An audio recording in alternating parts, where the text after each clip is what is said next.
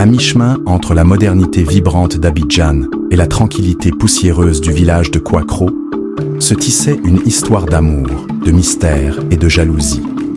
Au cœur de cette saga, il y avait Bamba, un jeune mécanicien urbain à l'humour ravageur, et Adjoua, une belle villageoise au regard envoûtant.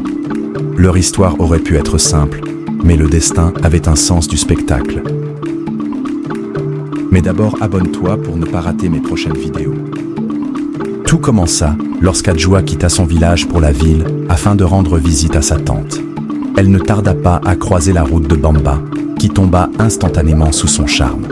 Avec sa tchatche légendaire, il réussit à obtenir son numéro, mais l'amour n'est jamais sans obstacle. Dans l'ombre, Yao, un agriculteur du village éperdument amoureux d'Adjoua, ruminait sa jalousie. Depuis l'enfance, il rêvait de l'épouser, et voir un citadin arrogant lui voler son amour le rendait fou. Un jour, il consulta la vieille marabout du village, Maman Fatou, connue pour ses potions et ses prédictions étranges. Si tu veux qu'Adjoua oublie ce Bamba, il faut une solution radicale, déclara-t-elle en écrasant des feuilles mystérieuses dans un mortier. Yao, prêt à tout, repartit avec une poudre censée rendre Adjoua aveugle à tout autre homme. Le problème ? Il la versa accidentellement dans la soupe d'un notable du village, créant une catastrophe nationale. L'homme déclara sa flamme à la chèvre du chef et demanda sa patte en mariage. Pendant ce temps, en ville, Bamba fit face à un autre défi. La famille d'Adjoua. Sa tante, une femme pieuse et méfiante, le mit à l'épreuve. Si tu veux mériter ma nièce, viens passer un week-end au village et prouve que tu n'es pas qu'un beau parleur de la ville. Avec une confiance exagérée, Bamba accepta le défi et se retrouva au village, sans wifi, sans électricité, et avec un coq particulièrement agressif comme réveil matin. Yao, voyant arriver son rival, décida de lui tendre un piège. Il fit courir la rumeur qu'un esprit hantait la forêt voisine, et qu'un vrai homme devait passer la nuit seul pour prouver son courage.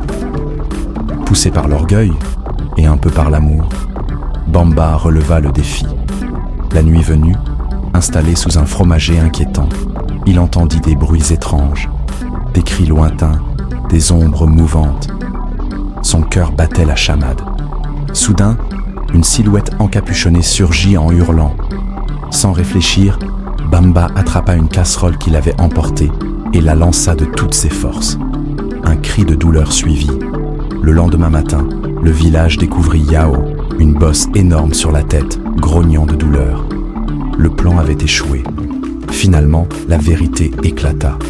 Adjoua, amusée mais touchée par la détermination des deux hommes, annonça qu'elle ne pouvait être conquise par la force ou la ruse. Elle voulait un homme qui la respectait et la comprenait. Yao, honteux, admit sa faute et se réconcilia avec Bamba. Quant à Maman Fatou, elle fut suspendue de ses activités mystiques après le scandale de la demande en mariage caprine. Ainsi, Bamba et Adjoua purent vivre leur amour paisiblement, prouvant que ni la jalousie, ni la magie, ni même un coq agressif ne pouvaient empêcher un amour sincère de triompher. Et dans le village de Kouakro, une nouvelle légende était née, celle du citadin qui avait défié la superstition et conquis bien plus qu'un cœur. FKS